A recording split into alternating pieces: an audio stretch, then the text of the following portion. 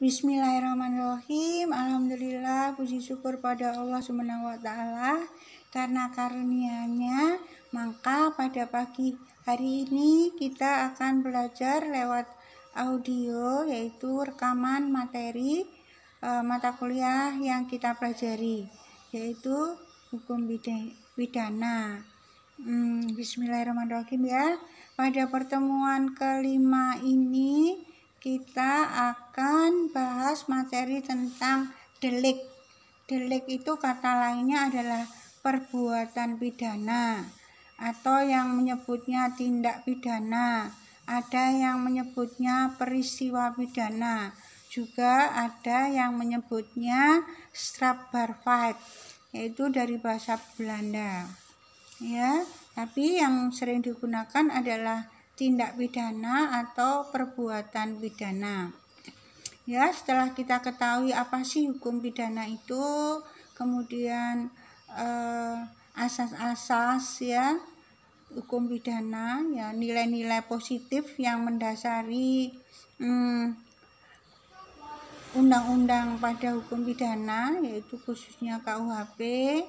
Kemudian pembagian hukum pidana, subjek hukum pidana ya. Sudah kita pelajari. Masih ingat siapa subjek hukum pidana? Ya, jadi kalau kita ngomong subjek hukum pidana zaman dulu sama zaman sekarang itu sudah beda. Jadi subjek hukum pidana itu orang yang melakukan perbuatan yang ada kaitannya dengan hukum pidana. Mungkin nanti ada pada pertemuan berikutnya atau slide berikutnya akan ketemu subjek hukum pidana ya. Tapi kalau belum, nanti akan Ibu berikan keterangannya. Ya, jadi pada pertemuan 5, istilah delik itu dari kata delictum. Ya, bahasa Latin. Delik ya Jerman, delik Perancis, kemudian delik Belanda. Karena kita lama dijajah oleh negara Belanda, maka kita juga mengakui istilah perbuatan pidana dengan istilah delik. Kemudian tindak pidana, perbuatan pidana, peristiwa pidana. Ya. Kemudian apa sih perbuatan pidana itu? Adalah perbuatan yang dapat dikenakan hukuman karena merupakan pelanggaran terhadap undang-undang. Jadi perbuatan pidana itu adalah perbuatan yang melawan hukum, baik formil maupun material.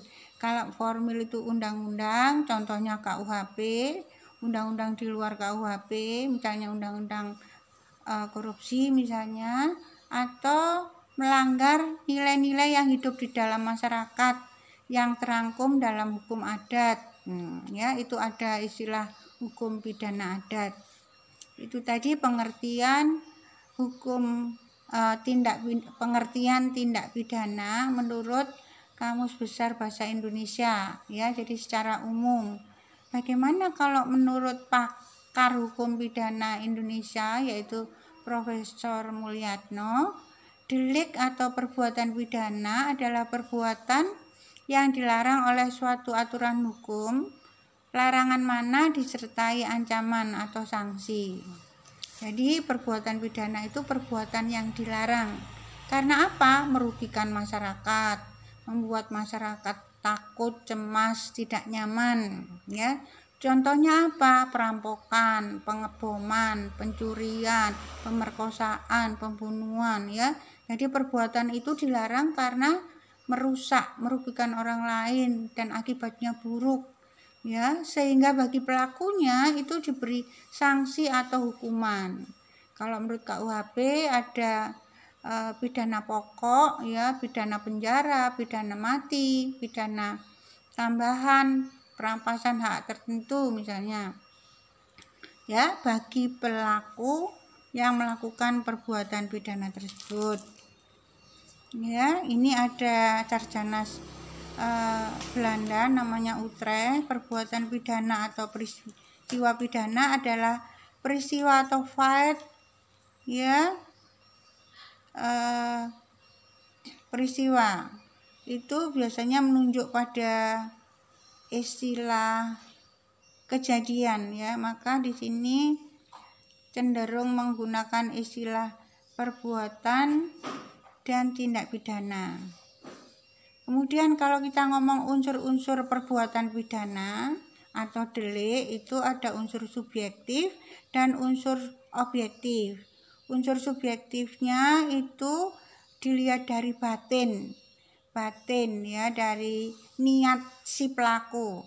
Ada kesengajaan, ada kealpaan atau lalai.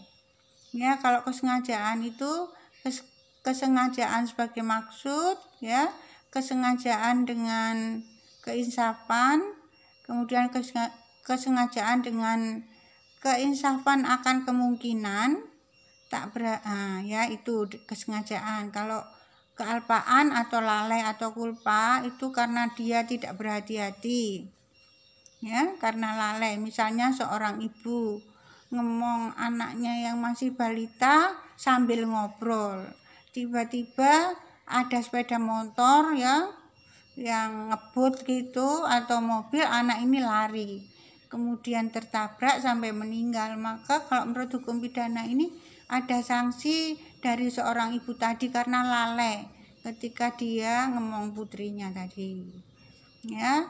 Kemudian unsur perbuatan pidana juga ada unsur objektif, yaitu harus merupakan perbuatan manusia, ya, yang bisa mendapat sanksi atau hukuman itu hanya manusia. Kemudian ada akibat perbuatan yang merugikan orang lain, masyarakat, ya.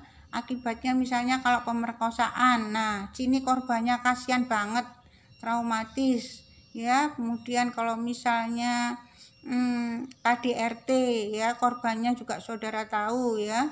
Kemudian ada sifat melawan hukum dan dapat dihukum.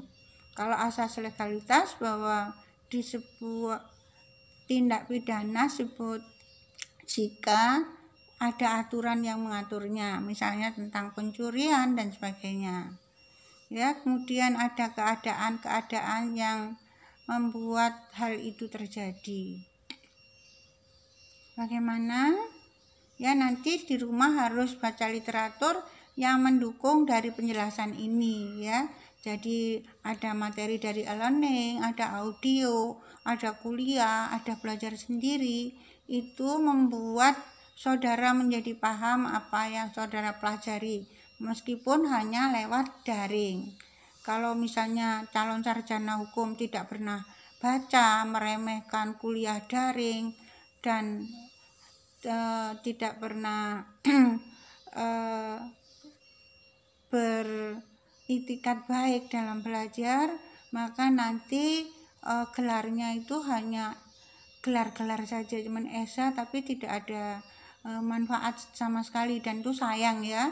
Jadi sudah saudara rugi waktu, tenaga, biaya kalau saudara tidak mendapatkan ilmu yang baik, kemudian untuk diri sendiri dan orang lain, maka itu saya pikir hal yang sangat tidak diharapkan. Jadi kalau saudara sudah niat kuliah, apapun kondisinya, tetap bersungguh-sungguh belajar dan menerima apa yang diberikan oleh dosennya, plus dikembangkan sendiri dengan belajar. Ya, saya pikir untuk pengertian delik itu dulu supaya saudara mengerti.